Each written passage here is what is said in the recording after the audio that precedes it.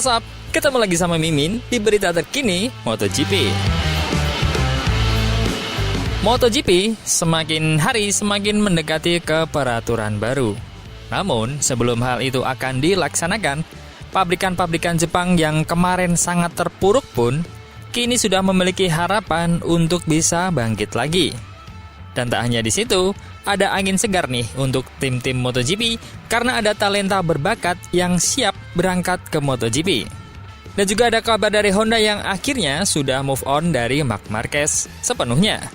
Dan legowo bahwa ditinggal pembalap berkelas itu dan menyatakan kini sudah siap melawannya. Dan ada kabar buruk nih soal update dari kecelakaan Pedro Acosta kemarin. Seperti apa lengkapnya, kita bahas. Toprak ingin pindah ke MotoGP pada tahun 2026. Tetapi, dia tidak akan menerima kontrak seperti Marc Marquez di tahun ini. Marquez meninggalkan kontrak jangka panjangnya dengan pabrikan Honda untuk menandatangani kontrak dengan tim satelit Ducati Gresini tahun ini. Marquez lebih memprioritaskan mesin, sebuah keputusan yang akhirnya membuatnya mendapatkan promosi ke tim resmi tahun depan. Namun juara dunia Superbike Toprak menginginkan kontrak pabrikan MotoGP segera ketika dia berniat pindah kejuaraan. Pada tahun 2026 kami ingin pergi ke MotoGP. Itu tujuan kami, kata manajernya Kenan Sofuoglu. Kami akan mengevaluasi peluang yang ada. Jika kami tidak menemukan proposal yang tepat, kami mungkin akan bertahan di kejuaraan ini. Saat ini, BMW adalah prioritas kami. Tapi, kami masih belum tahu apa yang akan terjadi setelah tahun 2025. Kita harus melihat apa yang ada di atas meja, dan kemudian kita akan melihat apa yang harus dilakukan. Kami menginginkan paket pabrik dan kontrak dengan pabrik. Seperti misalnya, pekerjaan di Pramac dengan Jorge Martin. Kami tidak tertarik dengan kesepakatan seperti Marc Marquez dengan Gresini. Saya katakan demikian karena Marc Marquez memiliki dukungan dan kekuatan besar di belakangnya. Sementara kami di Turki, kami tidak memiliki sponsor, apalagi bobot dalam hal dukungan. Toprak memenangkan Superbike musim ini setelah pindah dari Yamaha ke BMW. Tahun lalu, dia menguji motor Yamaha MotoGP, tetapi tidak pernah menghasilkan perubahan kejuaraan. Ini, dia telah meninggalkan merek tersebut dan membuktikan menjadi juara dunia. Bakat Toprak di Superbike akan membuat setiap pabrikan MotoGP memperhatikan ketersediaannya. Susunan pembalap MotoGP 2025 banyak berubah, dengan tim satelit Pramac mengganti Ducati dengan Yamaha. Nah, seperti apa kondisinya pada tahun 2026 nanti, saat Toprak berencana pindah, masih harus dilihat. Nah, Mimin ajak teman-teman buat berandai-andai nih. Kalau dari pernyataan sang manajer nih, Toprak menginginkan kontrak dengan pabrikan, tapi bukan harus berada di tim utama. Seperti yang disampaikan tadi, kalau dia terbuka untuk kontrak pabrikan seperti halnya Martin di Pramac atau Fabio Di Gia di VR46. Jadi, setidaknya tim satelit yang mendapatkan dukungan resmi dari pabrikan. Karena salah satu faktor yang dimaksudkan adalah nilai kontrak. Marc Marquez bisa tenang di Gresini karena banyak sponsornya. Jadi tak masalah dengan nilai kontraknya. Namun, di Toprak berbeda kasus. So, cocoknya nih ke Pramac karena pastinya Jack Miller dan Miguel Oliveira akan bertambah umurnya dan mungkin mempertimbangkan pensiun, atau ke Honda untuk menggantikan Luca Marini. Atau nih, malah bisa ke VR46 untuk mendapatkan satu slot pembalap yang dikontrak pabrikan seperti layaknya Fabio Di Gia. Menurut teman-teman nih, lebih mungkin kemana nih?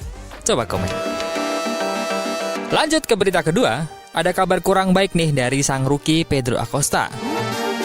Pedro Acosta harus menjalani pemeriksaan kesehatan sebelum mengetahui apakah dia akan mengikuti GP Thailand atau tidak.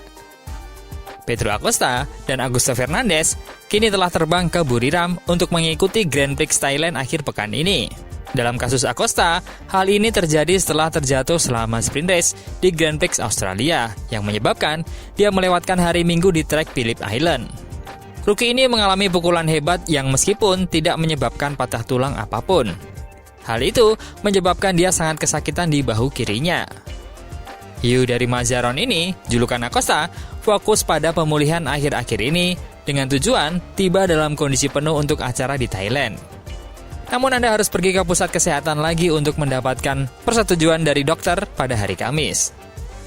Jika dia mampu kembali ke lintasan, tujuan pembalap adalah kembali meraih poin setelah 3 kali terjatuh berturut-turut dalam 2 event terakhir kalender.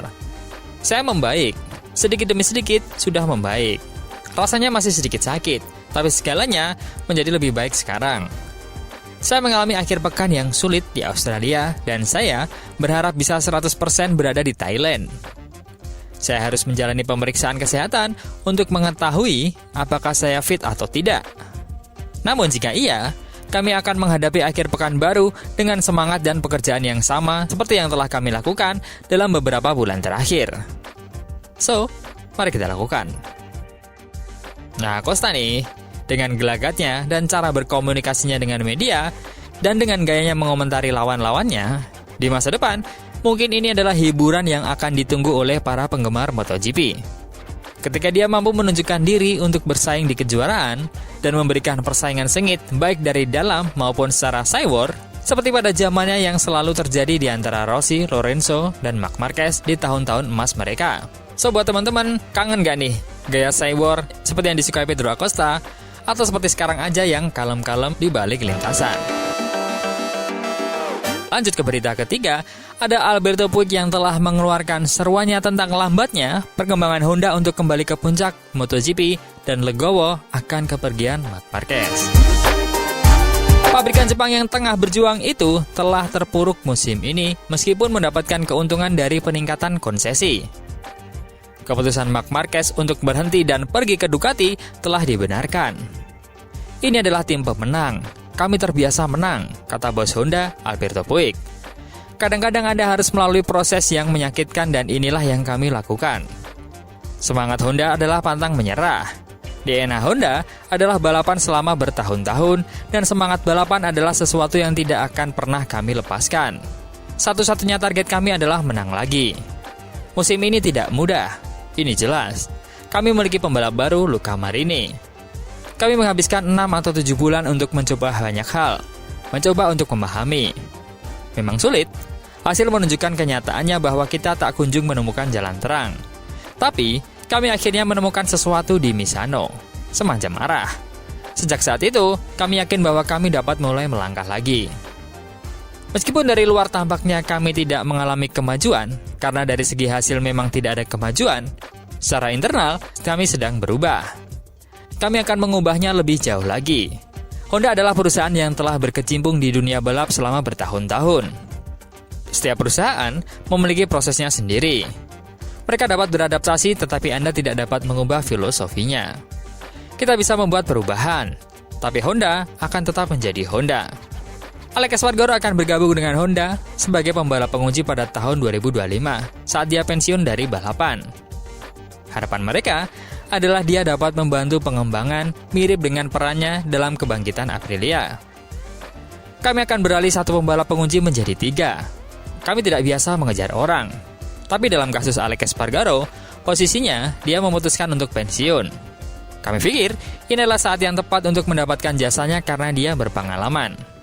Dia membuat Aprilia. Dia tahu apa yang dilakukan dan itu penting. Bertukar informasi dalam balapan adalah sesuatu yang Anda butuhkan. Anda harus berada di garis depan teknologi sehingga Anda memerlukan informasi dari manapun. Romano Albesiano juga akan bergabung dengan Honda sebagai direktur teknis baru mereka setelah memimpin proyek Aprilia. Akan menarik untuk memahami sudut pandang yang berbeda. Kami sangat gembira, kata Alberto Puig. Kemudian Alberto Puig mengatakan bahwa tidak pernah mudah kehilangan seorang juara. Marquez keluar dari tahun terakhir kontraknya yang bernilai besar dengan Honda untuk mengendarai Ducati yang berusia 1 tahun. Dia telah memenangi 3 Grand Prix tahun ini dan membenarkan keputusannya untuk meninggalkan pabrikan yang telah membantunya memenangkan semua kejuaraan. Marc bukan sekedar pembalap. Dia adalah tipe pembalap yang spesial, kata Puig. Saat dia bergabung dengan sebuah tim, ada dampaknya. Dia membuat keputusan dan kami menerimanya dengan baik. Apa yang dilakukan, baginya, benar. Dia meraih banyak hasil bagus. Dari sudut pandang kami harus menerima. Tim terus maju. Honda tidak akan berhenti jika ada pembalap pergi atau datang. Kami tidak senang, tapi kami menghormati orang itu karena dia menang banyak untuk Honda. Jadi, itu adil. Tidak pernah mudah kehilangan seorang juara. Tetapi hidup harus terus berjalan dan kami akan terus maju. Kami tidak melakukan upaya ini hanya untuk berada di sini, hanya untuk berpartisipasi. Untuk mencapai tujuan kami perlu melalui berbagai langkah. Dan disinilah kami sekarang. Nah, kayaknya nih, dengan secerca harapan di akhir-akhir seri balapan ini, Honda sudah mulai move on dari Marc Marquez untuk kembali bangun, menyempurnakan motornya yang kini sudah menemukan arah. Dan juga membuat motor yang baik. Dengan begitu, Honda bisa membuat motor pemenang dengan siapapun pembalapnya. Terlebih pembalap bertalenta, pasti akan dengan mudah untuk memenangkannya. Nah, apakah Toprak cocok di sini? Karena, seperti dalam komentar berbagai pengamat, memang Honda terlena dengan skill Marc Marquez selama ini dan menutup mata untuk perubahan-perubahan yang Eropa lakukan. Bahkan awalnya, kesannya meremehkan detail-detail yang dilakukan oleh Ducati ketika memasang aero di sana-sini untuk memaksimalkan potensi motornya dan menyelaraskan dengan karakter ban. Honda, atau setidaknya pabrikan Jepang, yakin bahwa itu tak berpengaruh banyak. Karakter motor plus skill pembalap lah yang akan membuat perbedaan. Namun kini, hal itu tak cukup lagi. Basic motor harus bagus untuk bisa bersaing dengan Ducati, sang penguasa motor MotoGP saat ini.